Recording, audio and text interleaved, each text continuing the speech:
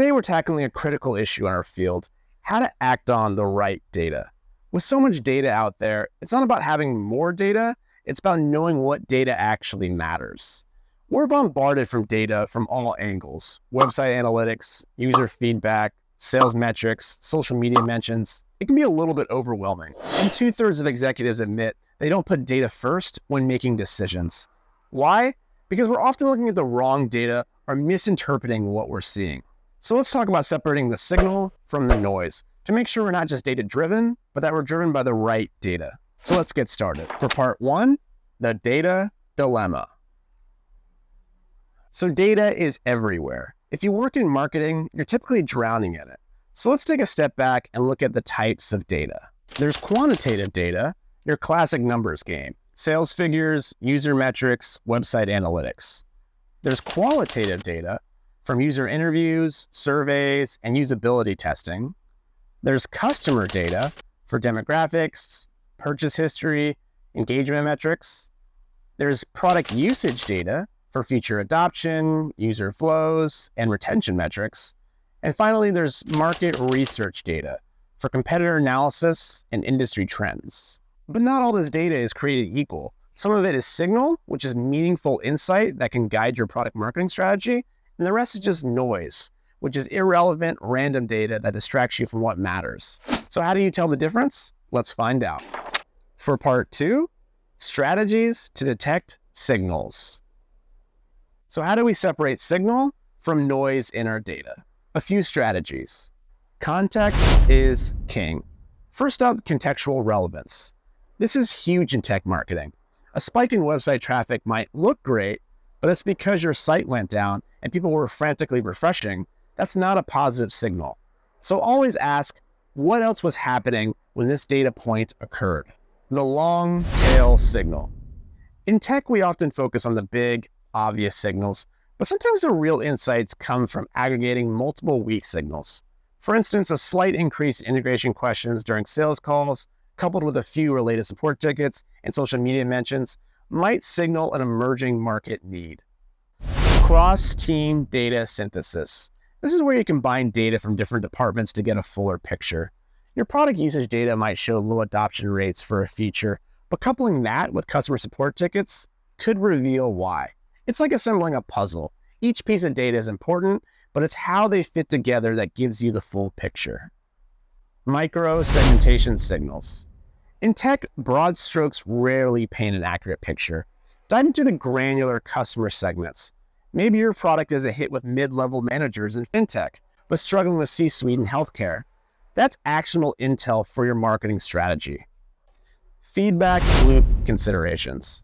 Understand how your marketing actions influence future data. Did your last email campaign skew your website analytics? Are customer interviews biased because of recent PR?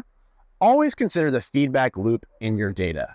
But these strategies are just the start. So how do you turn these into action? For part three, implementing data-driven strategies. For the final part, let's take a look at best practices for implementing these strategies to help you cut through the noise and act on the right data. For number one, define clear contextual KPIs. Everyone talks about KPIs, but you should be making them contextual. Instead of just increase website traffic, try increase organic traffic from our target industry segment by 20%. It's specific, it's measurable, and it gives you a clear signal to track. For number two, track various digital touch points. You need the right tools to capture the right data.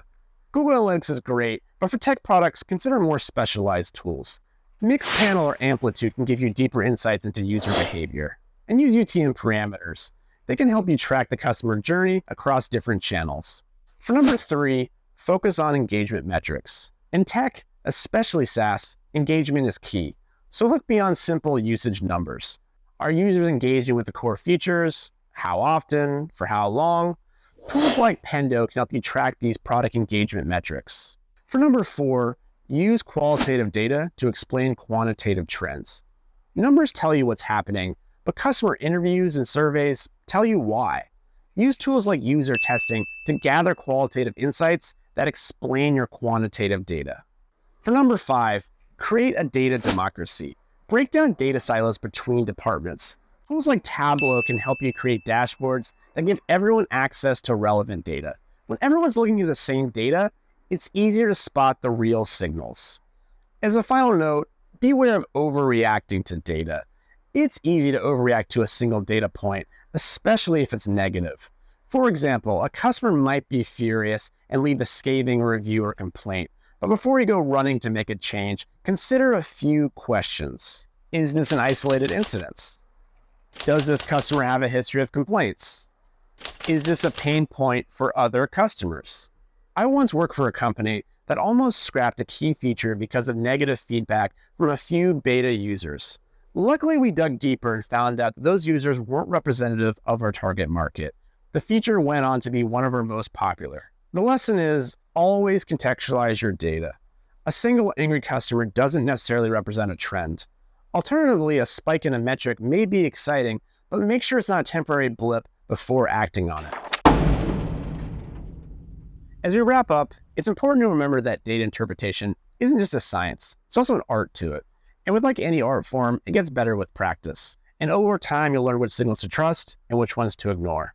So keep learning, keep questioning, and keep experimenting. So that's all for now. If you like, go ahead and like and subscribe to the Product Marketing Chronicles YouTube channel. Bye for now.